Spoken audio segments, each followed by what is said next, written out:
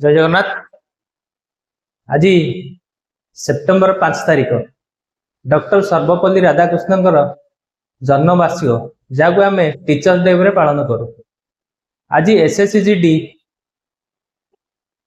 जहाँकि अगस्त 27 तारिख में बाहर करता तार वैकेंसी तो सी से दिन बाहर कलानी जेहेतु आज ही कही बाहर कर तो फाइनाली आज बाहर कर एसएससीजीडी तार वैकेंसी 39,481 वैकेंसी तार काढ़ी से 35,612 हूँ मेल आ बाकी रहा 3,869 फीमेल।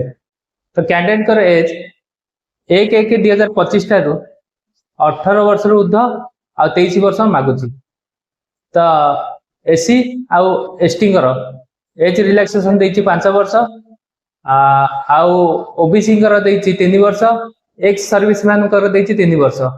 तापर अप्लाई डेट सेप्टेम्बर 5 रु अक्टोबर 14 जाके अप्लाई डेट देछि। तो ऑनलाइन अप्लाई हबो एसएससी वेबसाइट रे एटा अप्लाई हबो। फी अछि यार 100 रुपीज।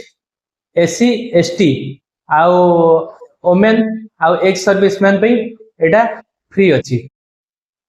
तो एग्जाम टी कंप्यूटर बेस हम या जनवरी 2025 ठारू फेब्रुआरी मध्य हम। तो ये एजुकेशन क्वालिफिकेशन मागी 10th पास। तो पुणी आसला एग्जाम सेंटर आमर यहाँ ईस्टर्न रीजन रे जाउची। तो ये 7टी सेंटर अच्छी। गोटे हूँ भुवनेश्वर, बरहमपुर, बालेश्वर, ढेंकानाल, राउरकेला, संबलपुर आ कटक। ये जो कंप्यूटर बेस एग्जाम हम से प्रत्येक सब्जेक्ट 20टा लेखे क्वेश्चन पड़ो।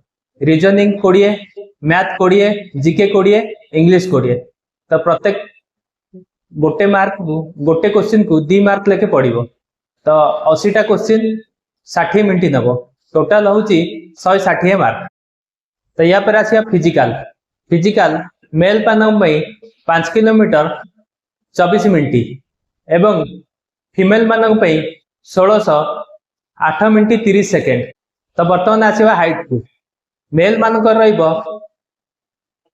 170 सेंटीमीटर, एसटी मेल मानक 162.5 सेंटीमीटर। से भली फीमेल कर आसीबो 157, एसटी फीमेल कर आसीबो 150 सेंटीमीटर।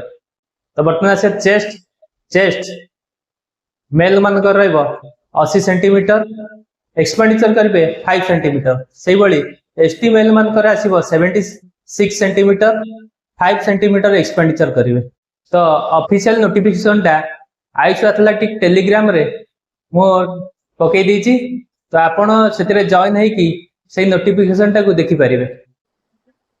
जदि आपण माने घरे बसी ए फॉर्म टी अप्लाई करेंगे किपरि जानिया को चाहउछंती तो निश्चित आम कमेंट बॉक्स रे कमेंट देकी जणेबे।